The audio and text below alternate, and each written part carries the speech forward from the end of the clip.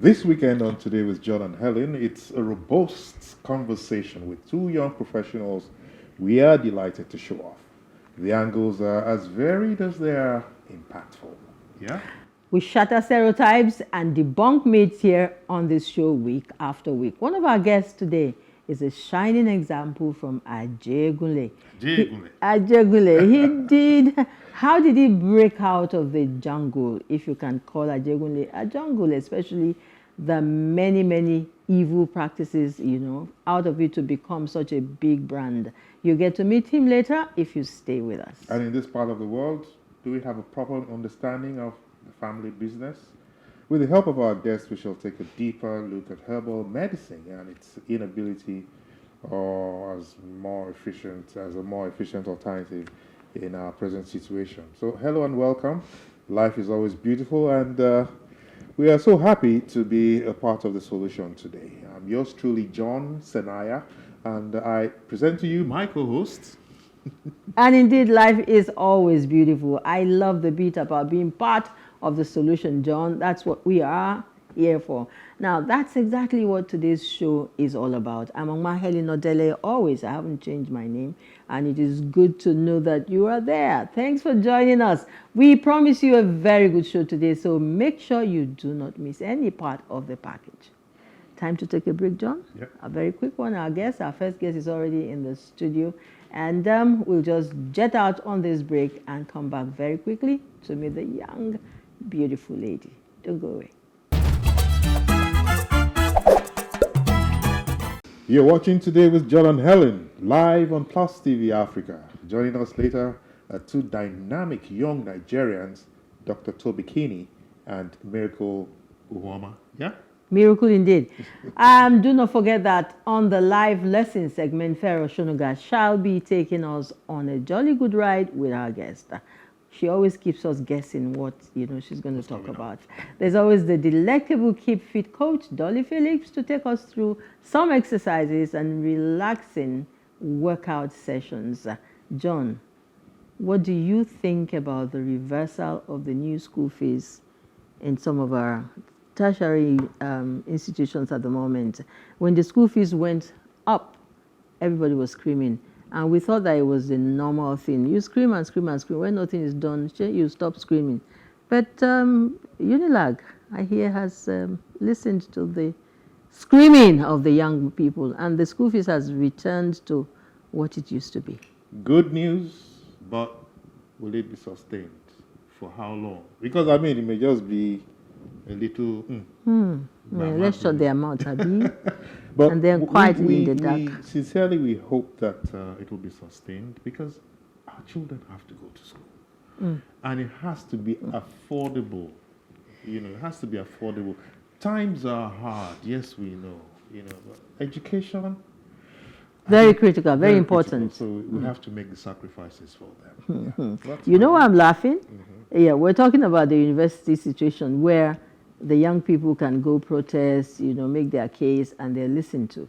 The younger ones in the private schools, their school fees are like 5 times the school fees of those in the university. Yeah.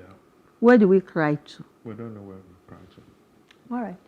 And there's so much crying in the country at the moment. Yeah. Mohbad. Yeah, Mohbad. I was hoping you wouldn't talk about that because just last night I saw these gory videos of how the body was being exhumed. Hey, what is wrong with us in Nigeria? Look, that is a crime scene or crime site. It should have been covered up, I don't know. Why do we have to do this? Of course, we know the right thing to do, but is it because we don't care? Do we know the right thing to do? Because if we did the moment that it was approved, for that body to be exhumed, the right things and the necessary precautions should be taken, that the public is not allowed there. Are we trying to say that the Nigerian Forensics Department, whom I'm sure will have a hand or so in that exercise, don't know the right thing to do? that you need to protect that scene, Yeah. screen it properly. Besides that, People are going there. you need to also protect the emotions of the family member, members, the friends, and the body the itself general is a sample. public. It's an evidence. It's Helen, please, can we go on? Okay, what can I say now to cheer you up? No, just tell me. No, I'm angry. Or what can I do to cheer you up? A hug? No, we'll talk about that later. Okay. All right. Oh boy, we shouldn't be laughing at a time like this. Yeah. You know, the younger ones especially are not finding it easy in this country at all. It does take two to tango. You know, Nigerians are beginning to take their lives in their hands, and that's what the young ones in the university have done. And even some of the younger people now who are taking up the case of Mohbad, and saying if this has been happening, in the past, this we must make this one an example and find out exactly what is happening between the artists and the labels and the sponsors and whatever. Is it a cartel? Is it a drug thing? All of the questions we hope we'll be able to find answers to them with the death, unfortunately, of Mohbad. All right, so today we're talking Trado and Herbal medicine practice, and we're going to be joined by someone whose mother trailed or blazed the trail, in this sector so many years ago. She's still very hot in there. I had several opportunities, to sit with her like this. And it's such a pleasure to sit with the daughter today. So she joins us to speak on the viability and the efficiency of herbal or alternative medicine. You didn't add that. I'm sure that her mother is just as pretty as she is. Ooh. So our guest holds a bachelor's degree in psychology and biochemistry, as well as a master's in science, master of science in nursing. She officially joined Quincy Wellness and Naturopathic Center in 2009. She passionately believes in collaboration between traditional and conventional medicine as the best way to improving healthcare in Nigeria. I want to welcome to the show today John and Helen, Dr. Tobi. Keeney, yeah? Yes. Yeah. She's the managing director of Quincy Wellness and Naturopathic Center. Dr. Tobi, Thanks. welcome to our show. Thanks for having me. Thank you very much. And this your hair. It's your hair, right? Yeah, it's my hair. Is it Trado Herbal as well? Okay, so I do have a doctorate in naturopathic medicine as well. Yeah. And I think the Tradomedical is part of It's why it grew. I think it's part of why it grew faster. I think so. Okay. I know John would like to, go into, because this is an area we have talked about, previously, herbal medicine versus, orthodox and all of that. Yes. But you've stepped into the shoes of your mother so beautifully. That's what I think. Am I right? Well, the stepping in, because she's actually 2 sizes smaller than me, so the shoes were a bit tight, yeah. So, but once I put my feet in there and walked around for a few years, then it stretched out to meet me. To accommodate your. Yes, but when I did join my mom, I've joined my mom from inception. It's a family business. Okay. However, when I did join my mom, I said, look, I am also a normal medicine doctor, let me just say normal, allopathic. And Gen Z too. Yeah, I know, I'm actually a millennial, I found out. Millennial. Yeah, when I talked to those Gen Zs, I realized how old I was. Maybe at the time you joined, you were Gen Z. I thought I was a young person till I started hanging out with the Gen Zs. I'm like, no. Okay, I'm so not. now let's dive into it, because I think this is real serious business. Sure, it is. Now, herbal treatment or therapy is an age-long practice and all over the world. However, while in some areas it is quite well accepted, we cannot say the same for other areas, such as our climate. Give us an overview of that.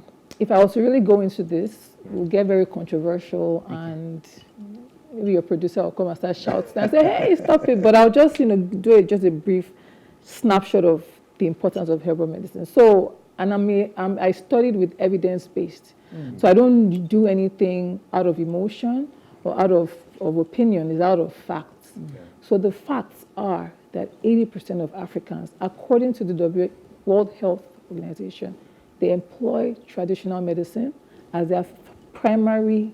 80% employ traditional medicine for their first line of care. It's a fact. Wow. Okay. I said over 80%. It's not a matter of my thoughts. It's a fact.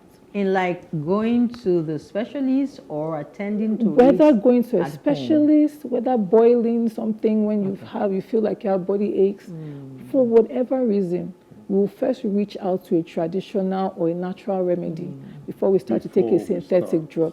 80% of Africans. That's good to know. So that's a fact according to the World Health Organization. I agree with her, because for as long as I know me, I would boil pineapple peels Yes. and throw in a lot of garlic and ginger and lemon, all of the lemon cut. So Yeah.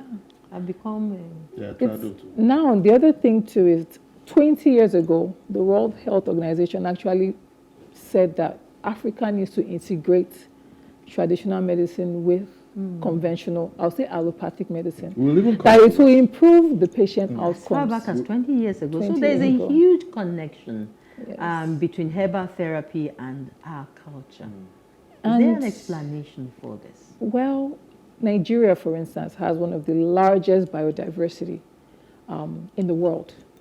We have over 4,800 medicinal plants, and even more that has not even been studied.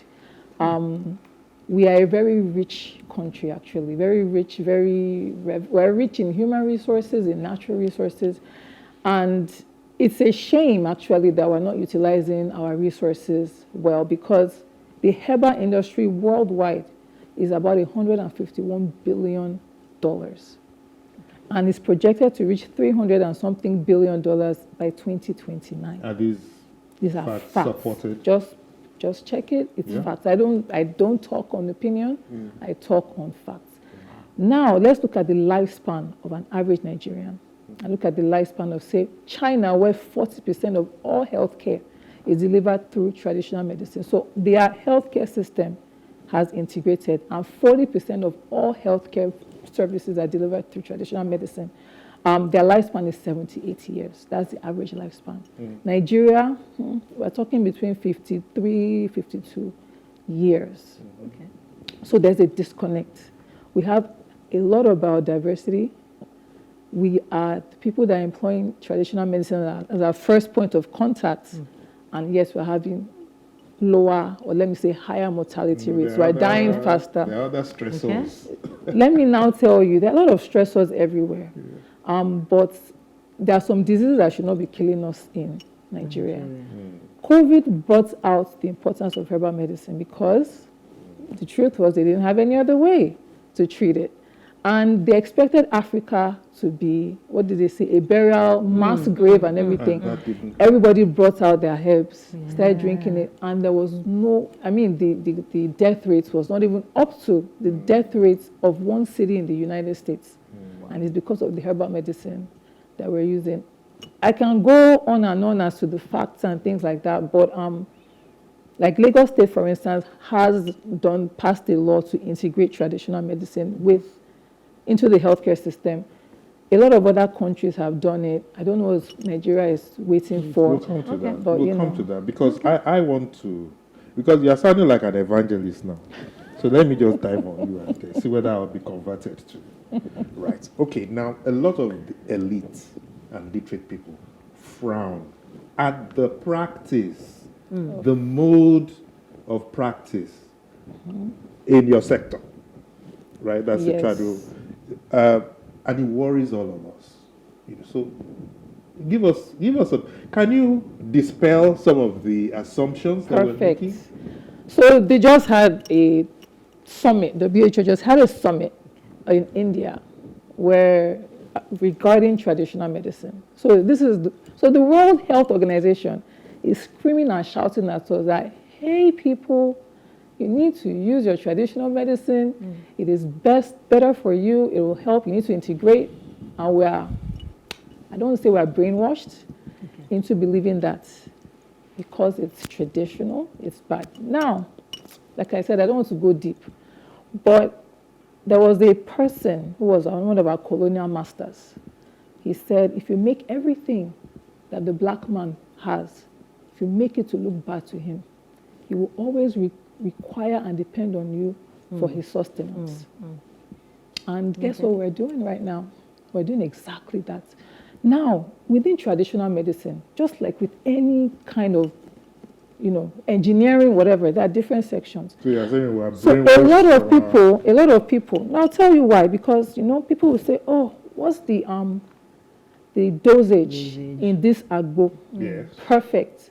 I said, when you drink your coffee, which is also a herb, or your Lipton, your tea, did they write the dosage of that tea? The alkaloids. No, did they write the dosage of the alkaloids? Did they put it on the paper? Or the coffee that we take and we just spoon? With experience, you learn. If I take 2 cups of coffee, I can't sleep well. Dr. Tobi, I don't agree with you there. Let me just say. So we are drinking another man's tea. Yes. And then our own tea, we're asking questions. And they are drinking it on our behalf. And they've put it in capsule and they're selling it back to us.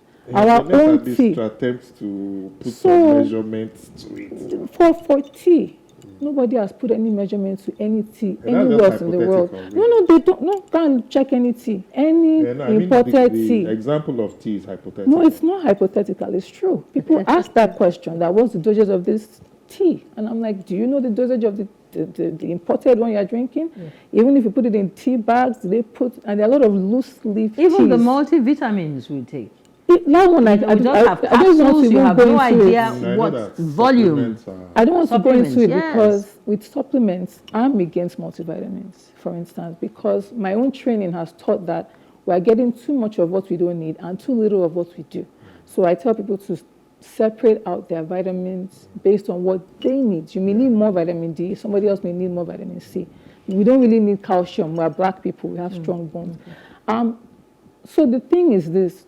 Yes, there needs to be standardization for traditional medicine, just like with any other practice. Thank you. There needs to be enforcement of it. Yeah. There is enforcement of it. If people always think, oh, there's just babalawo things. And I say there's civil engineering, there's chemical engineering, there's computer engineering. We don't just think all engineers are just pressing or pulling wires. There are different factors. So in traditional medicine, they do recognize that the spiritual aspect is there. But there's also the medical aspect where people are using medicinal herbs. So whatever the rest of the world is doing, and nobody is making noise, and they're selling it back to us under the same traditional medicine. And then we go and buy what we grew and we sell it back to us. There is a disconnect. And we need to look at it like this. I always tell people, like in my practice, we are integrated. So I believe in integrated medicine. I don't believe one medicine is the only way or the other one is the only way. There are some things that you need allopathic medicine for. Meaning, let's say you are dehydrated. You need an IV to hydrate you back. Maybe you're vomiting, you need medications. You have very severe form of malaria, you need an injection. You have acute illnesses, you need medication and surgical or whatever treatment. But when you're coming to chronic diseases of lifestyle, diabetes, high cholesterol, high blood pressure, tablets don't really help much. Doesn't that have to do with the next question we have? You need to do a lifestyle change, and traditional medicine also involves nutrition medicine. So it's not just, there's one. Unfortunately, there are a lot of quacks out there. I think the problem we may be having, when John talked about the elite thing, is because we have, in quotes, thrown in the alternative, medical practitioners in that traditional, in the mix of the spiritual ones, more than the and yet, sorry, we will go to a Western or imported spiritual house to go and get healing. Let's just put it that way. Let's You go shake there. that table. So there's no so I'm like, okay, what's the, That's, so, okay, they are doing this magic, right? And then they are healing you. Let's just say the Babalawo We're people. okay with that. Oh, no, that's a big problem. That's a But I'll go to massive this table. other spiritual Massive table healer you're to shaking there. come and get my healing from there. And then there's no problem with that because it's Western. Okay. Right now, you talked about COVID and how the alternative medicine thing really was just the option. They couldn't hide it anymore. couldn't hide it. They directed everybody to begin to use that. From COVID to now, there's a lot of hardship. Money is very available, in quotes, all right? It's not available. Healthcare and well-being for a lot of us is almost like the last resort. Yes. Until you're almost breaking down. So if you're looking at alternative medicine, you talk lifestyle, how can we ensure that in this time of lean resources, we employ this? Perfect. What So should we do? medication is not cheap, but leaves are almost free. Let's put it that way. And fruits. Yes, they're almost free. Leaves, shoots, roots, they're almost free. You can literally pick it off the ground and, they're free. And health is wealth.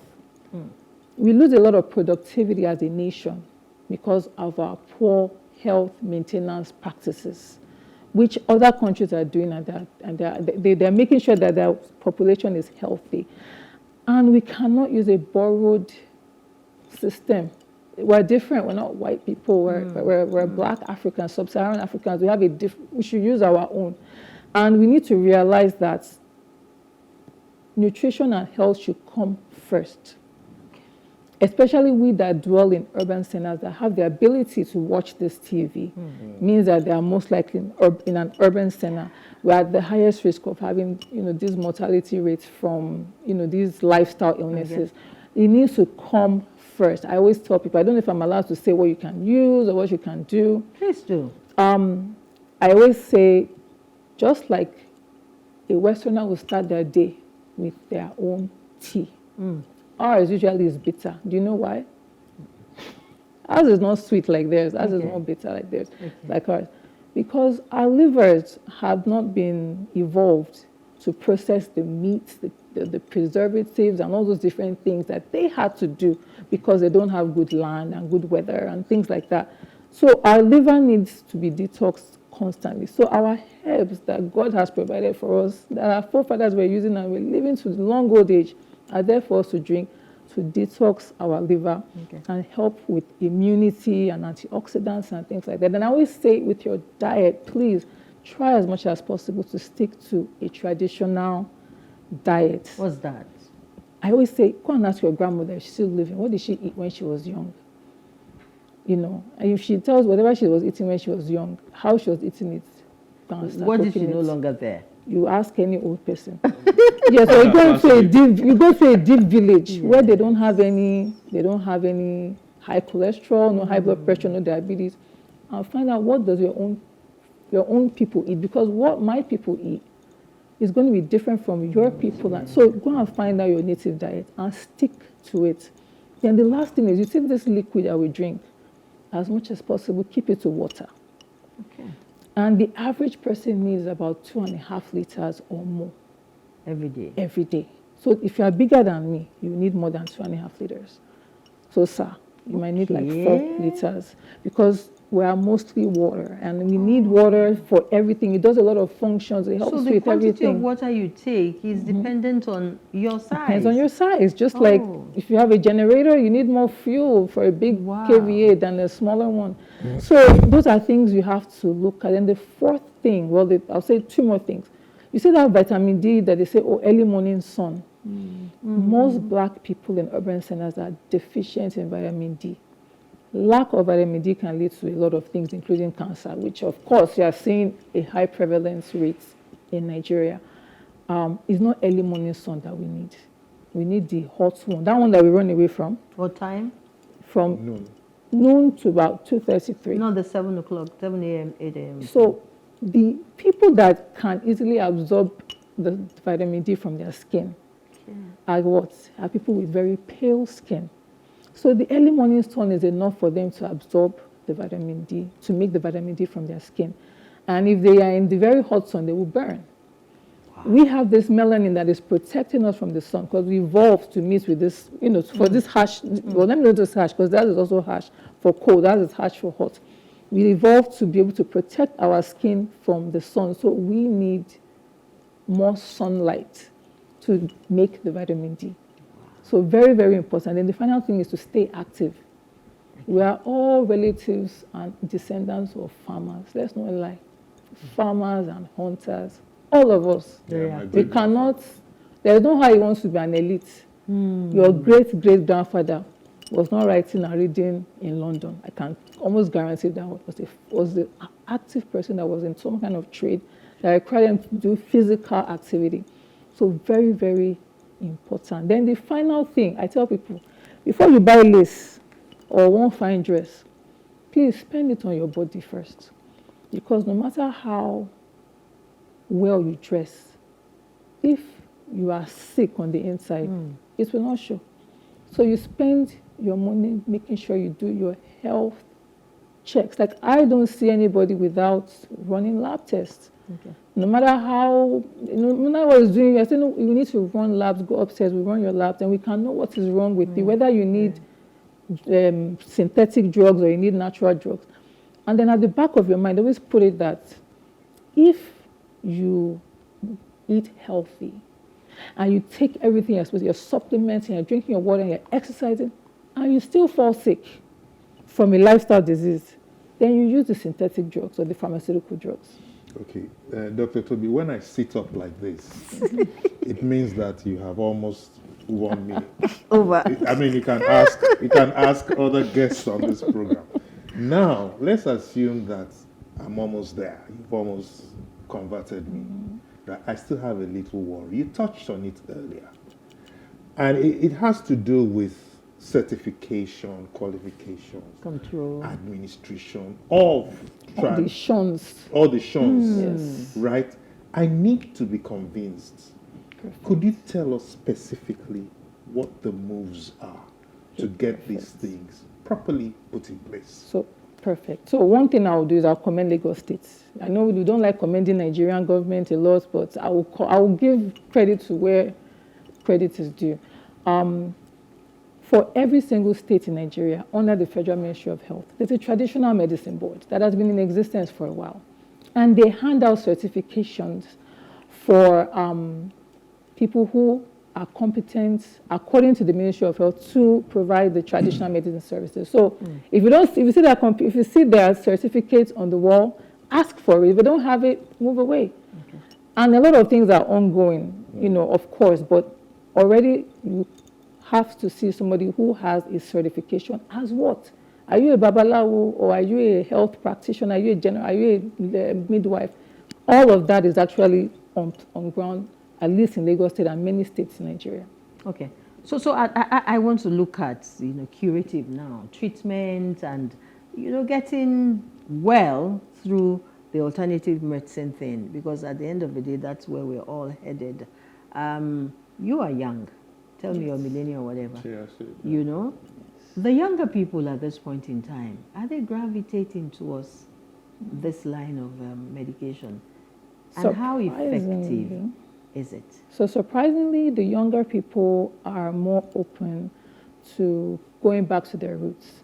I remember our parents named all of us English names, and then we that are having children are naming all our children traditional names back, because there's a bit of an awakening to realize that a Westerner will not just wake up in the morning and call his child Chibuke on his own for no reason. Okay. And then we wake up in the morning and we're happy to name our children, Jennifer and Alice and all these names. John. And exactly. But, so the younger people are waking up and realizing, no, we need to go back to our roots. So that's happening. Even more with the Gen Zs and below, they're even more, because they have more knowledge about our history and our ancestry and all the culture. So they're actually gravitating more towards their ancestral, like back in the day, I dare not have dreads. It's not possible. I would have been labeled as a mad person. So it's getting, it's getting better. in terms of curative, to every disease, there's a cure in nature. To every disease, there's a cure in nature. The fact that there's no cure just means they haven't found it. But there is a cure in nature. Unfortunately, because of a lot of issues with colonialism, slavery, and all those things, we have lost a lot of our technology. That's what I call it. I call it technology. You call it whatever, we call it technology. We've lost a lot of our technology. 1,000 years ago, the city of Benin were powering their street lamps with palm oil, when the average Western country did not even know anything like streets, talk less of lamp. They were powering their street lamps. They had street lights that were powered with palm oil. We can't do that again. We've lost that technology. So we need to do more research and development in Nigeria to gain back our technology. And I tell people, don't call it alternative medicine. That probably was juju. Powering the whole street with palm oil. Well, people are powering cars with vegetable oil. So what makes it different? They had that technology. They had the technology to do a lot of things. So we just have to just remember that. So we need just more research and development in the treatment of many of these ailments using traditional medicine, so that it's more accepted by our own people. Okay. And they say a prophet is never liked in his own country or something like that. People don't, so it's just something we need to put at the back of our minds and just go back to your roots. I tell people, just go back to your roots. If COVID didn't convince you that ginger, garlic, and honey, and lemon, mixed together actually helped a lot of people not to die, then I don't know what else you need to hear. Well, this prophet is liked not only in this studio, all over the place. all over the place. Yes. But Dr. Tobi, now I have my hand on your door hand. Final question. I'm almost opening the door. I have a problem. Okay. With are we able to combine traditional medicine and conventional? Because integration. It's called integration. Yes. And collaboration. So now in the Western countries, everybody is doing functional or integrative medicine. Everybody is doing that. Everywhere you go is integrative. In China, it's integrative. In several parts of Africa, it's integrated. There's a way but it has to be done at a policy or a government level where there's integration. There's a bill to integrate. There's a law passed in Lagos to integrate, and there are ways to actually do it. But, let's see how things go, because it depends on how you present your symptoms. There is a pathway, meaning for instance, my clinic is integrated. Okay. So a person comes into my clinic, let's say, has a fever, maybe is having a seizure or something. The immediate step is, this is an acute problem. We move to, how do we stop the seizure? How do we bring down the fever? That's not when you now start squeezing one leaf inside somebody's mouth. The person needs something that will go in through their IV. Yeah. Then we now run our tests and say, oh, this person has malaria, has liver problems, and maybe something. Then we treat with malaria with allopathic medicine for the malaria. Yeah. The liver problem, the truth is herbal medicine that works for liver. We treat them with the liver, herbal medicine for the liver. And then we start to look at their lifestyle changes. How do we prevent? Then prevention is very important in healthcare. How do we prevent this from happening? Then we follow up. And then based on how you present again, we carry that route. One thing that I've been very curious about, and I'll just use that as a final question. John, please don't go ahead. This Agbo thing, almost everybody. It used to be the cab drivers and the truck, pushers, the low class people. But you see more people having their Agbo women branch to their offices and give. Please talk to me about it. So now, you see that Agbo women thing, there's one thing called Paraga, and that thing. So Lagos State Traditional Medicine, in fact, Nigerian Traditional Medicine Board is against that Paraga thing, because how come they concoct it with alcohol and they put all kinds of different concoctions together. You see that alcohol is the problem because it destroys your liver and it can cause acute kidney injury. So that's where the problem is. Not even the herbs, it's what they use to concoct it. And But so why do they need to, include alcohol in it's to sell market. Yes, it's to sell market because, when they'll say, oh, I'm taking bitters, and they will drink a whole bottle of it instead of a little. Yeah. There's some herbs that have to be extracted in alcohol, but I mean, come on. It's supposed to be a teaspoon, just like with any medication that you take, but they're drinking it and they're abusing it. Now, Lagos State government has even done another law that if you are those hawkers of the sellers, they'll give you a certificate. Okay. Because they will test what you have, make sure it's safe, and then they'll give you a certificate. So if they don't have that certificate, don't buy from them. Because, at the end of the day, we have to make a living. Wow. And if they take these women off the streets or these people off the streets, that is another generation of possible future thieves. So they have, they are trying to accommodate because they don't want to take away our heritage and remove it. So they're just accommodating, but they actually have to have a certificate to sell those things. So this has been wonderful. We need to go. Yeah, but before we go, perhaps someone who was just tuning in and is okay, herbal medicine, traditional medicine, and all of that. What have they been talking about? What would be your final words on this? I would say traditional medicine, natural medicine, herbal medicine should not be seen as an alternative. It should be seen as another pathway to healthcare. Because if you do everything the right way, and you are taking your supplements, and you're eating healthy, and you are exercising, and you're drinking a lot of water, and you're taking your herbs, I don't want to even go into the biblical facts about the necessity of herbs for our life, the biblical facts from Genesis all the way to Revelation. If you are doing all of that, and you are still falling sick, then you should try the pharmaceutical medicine. And I tell people, it doesn't matter what you should do. Very simple. Drink a lot of water. Enjoy your sunlight. I know because of our skin, just enjoy it somehow. And start drinking your tea. Okay. Yeah, your tea is very important. That tea that your grandmother drank, your great-grandmother drank, and everybody in your family drank, and they were living so long. Go and ask your grandmother, please, what is a daily tea I can drink? And start to drink it. It will help you a lot. We'll stop having all these Western imported diseases. We'll stop having it. Very, very important. And then the last thing I'll say is your health is wealth. Okay. Don't put your health at the back burner because sickness reduces your ability to make money. So it's very, very important for you to be healthy. It's better to spend money on your body and buy second-hand clothes than to spend money on your clothes and have a second-hand body. Very, very important.